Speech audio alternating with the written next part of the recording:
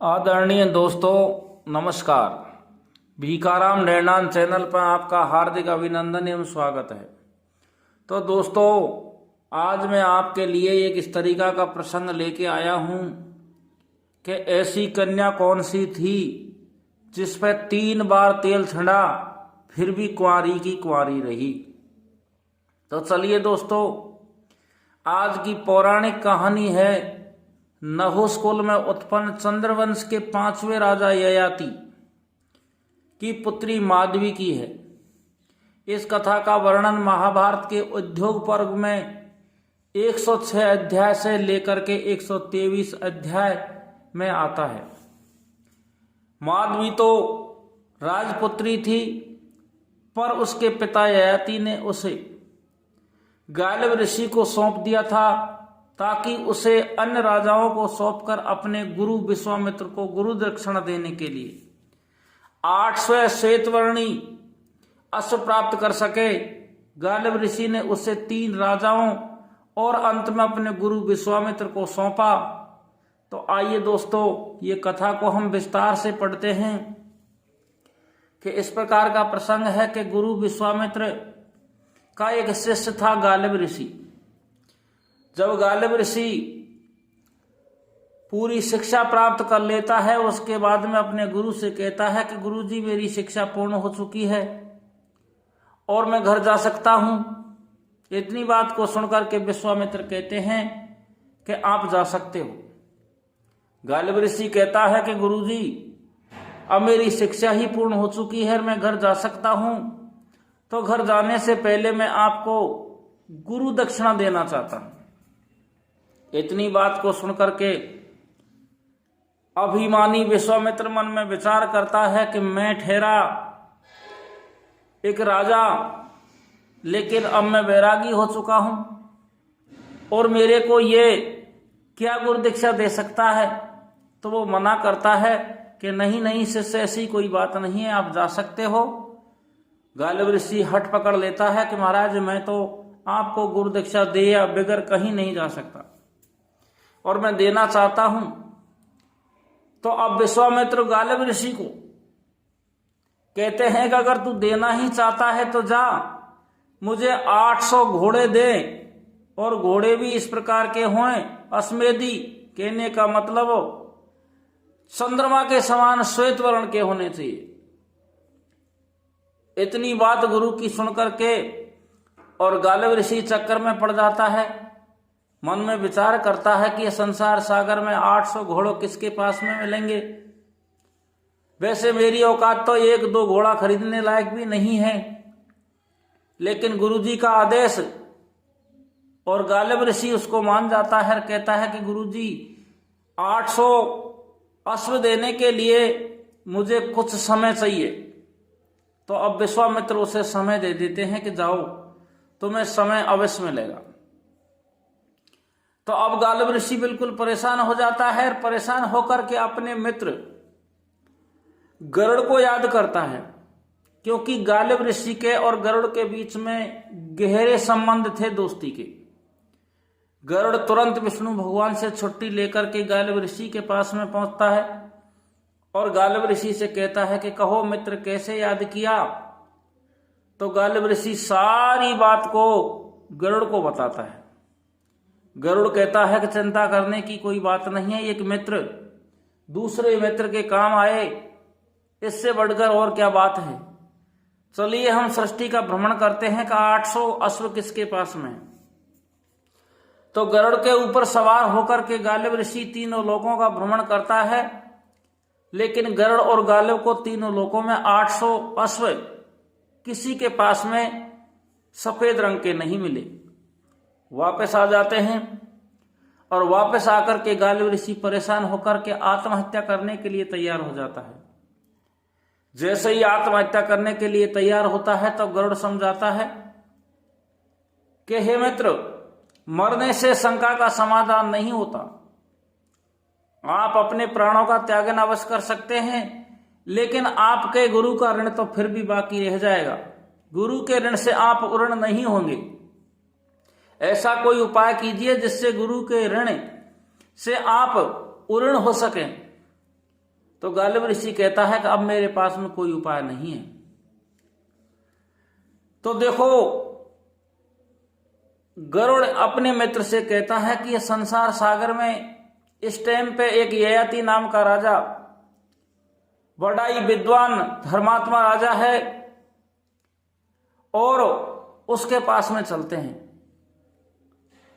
तो गालिब ऋषि और गरुड़ दोनों ययाति राजा के पास में जाते हैं। ययाति राजा उनका आदर सत्कार करता है और सारी बात ययाति को सुना देता है गरुड़। इतनी बात को सुनकर के ययाति भी परेशान हो जाता है कि मेरे पास में भी इतने घोड़े नहीं हैं, मैं कहां से दे सकता हूं, और अगर गालिब ऋषि को इतने घोड़े नहीं मिले तो यह आत्महत्या करेगा और मैं दोष का भागी बनूंगा, हत्या का पाप मुझे लगेगा। तो गालिब ऋषि से ययाति राजा कहता है कि मेरे पास में एक सुंदर, सुशील और तीनों लोकों में उसके समान सुंदर नहीं है ऐसी कन्या है, और कन्या को यह वरदान भी प्राप्त है कि इसके द्वारा 4 वंशों की उत्पत्ति होगी, 4 पुत्रों की उत्पत्ति होगी, फिर भी ये कुंवारी की कुंवारी रहेगी। आप इसे ले जा सकते हो और इसके रूप रंग को, इसके यौवन को देख करके कोई भी राजा घोड़े तो क्या अपना सारा राजपाट देने के लिए तैयार हो जाएगा। तो अब गालिब ऋषि और गरुड़ सबसे पहले ययाति की बात को मान करके और वो माधवी नाम की कन्या को लेकर के अयोध्या के राजा हर्ष के पास में आते हैं और हर्ष से कहते हैं कि महाराज ये कन्या लीजिए और इसके बदले में हमें 800 घोड़ा सफेद रंग के चाहिए। इतनी बात को सुनकर के काशी का राजा हर्ष बड़ा प्रसन्न होता है, लेकिन कहता है कि मैं इस विषय में असमर्थ हूं क्योंकि मेरे पास में 800 घोड़ा नहीं है, मेरे पास में 200 घोड़ा ऐसे सफेद रंग के हैं। आप इन्हें ले जा सकते हो और 1 साल के लिए या 1 पुत्र जब तक होता है इतनी अवधि के लिए मेरे पास में ये कन्या को छोड़ जाइए। तो गालिब ऋषि और गरुड़ दोनों वो कन्या को काशी अयोध्या के राजा हर्ष के पास में छोड़ देते हैं, 200 घोड़ा ले लेते हैं। कुछ दिनों के बाद में काशी के अयोध्या के राजा से और माधवी से एक पुत्र का जन्म होता है और इधर को उनकी अवधि पूरी हो जाती है। तो गालिब ऋषि और गरुड़ दोनों माधवी को लेकर के काशी के राजा देवोदास के दरबार में पहुंच जाते हैं और देवोदास के दरबार में जाकर भी यही बात कहते हैं। तो देवोदास महाराज भी उनको 200 घोड़ा दे देता है और कुछ समय के लिए एक पुत्र प्राप्त करने के लिए वो लड़की को रख लेता है। अब कुछ दिन बीत जाने के बाद में काशी के राजा देवोदास के भी एक संतान का जन्म होता है और समय बीत गया। उसके बाद में फिर गालिब ऋषि आता है और गरुड़ आता है और वो कन्या को लेकर के उसी नगर के भोजराज के पास में पहुंच जाते हैं। भोजराज को वो कन्या को सौंप देते हैं। उनके पास से भी 200 श्यामकर्ण अश्व थे, वो गालिब ऋषि और गरुड़ ले लेते हैं। तो त्रिलोक सुंदरी माधवी के संयोग से फिर भोजराज के भी एक पुत्र का जन्म होता है जिसका प्रमाणों में नाम शिवी के नाम से विख्यात हुआ। अब 3 राजाओं से 600 घोड़े प्राप्त हो जाते हैं। इधर को काशी के राजा और उसी नगर के राजा और अयोध्या के राजा तीनों से 600 घोड़ा लेकर के अब लास्ट बार विश्वामित्र के पास में पहुंच जाते हैं और विश्वामित्र को जाकर के वो कन्या को सौंप देते हैं और विश्वामित्र से भी 200 घोड़े लेते हैं। कुल मिला के 800 घोड़ों लेकर के और विश्वामित्र को गुरु दीक्षा देते हैं। इधर को विश्वामित्र के भी एक पुत्र प्राप्त होता है और जब विश्वामित्र की अवधि पूरी हो जाती है तो गरुड़ और गालिब ऋषि वो कन्या को वापस लेकर के ययाति राजा के पास में पहुंच जाते हैं। इधर को ययाति के पास में जैसे ही पहुंचते हैं तो वो कन्या पहले जैसी कुंवारी हो जाती है, यौवन को प्राप्त करती है, उसके रूप रंग में, उसके शरीर में कोई फर्क नहीं पड़ता है। इस तरीका से ययाति अपनी पुत्री को प्राप्त करके उसका स्वयंवर रखते हैं। लेकिन माधवी अपने पिता से मना करती है कि मुझे अब काम की इच्छा नहीं रही और 3 राजा और विश्वामित्र उनके समान कोई तेजस्वी वर मुझे मिल नहीं सकता, इस कारण से अब मैं शादी नहीं करूंगी। और वो वनवास चली जाती है, बियाबान जंगल चली जाती है, जाकर के भगवान की भक्ति करती है। तो चलिए दोस्तों, हमने आपको एक प्रसंग इस तरीका से सुनाया कि माधवी के 4 संतान हुई और 4 वंशों की उत्पत्ति हुई